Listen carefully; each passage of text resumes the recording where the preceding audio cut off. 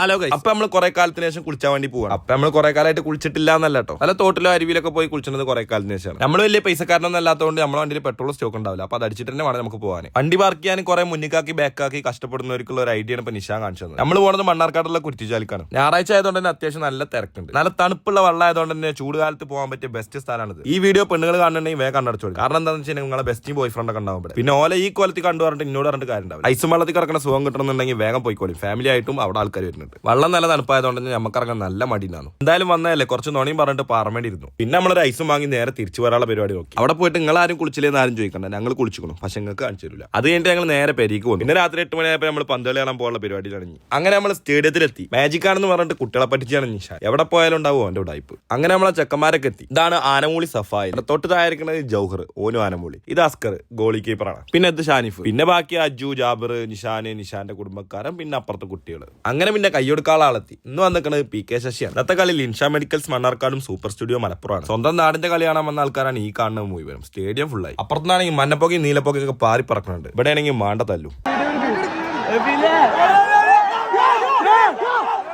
അങ്ങനെ കളിയും തല്ലൊക്കെ ഇനി ഞങ്ങൾ നേരെ ഒരു ചായ കുടിച്ചാൻ പോയി. അവിടുന്ന് ഒരു ചായയും കുടിച്ച് ഞങ്ങൾ നേരെ പെരി പോയി. അപ്പൊ ബാക്കി പിന്നെ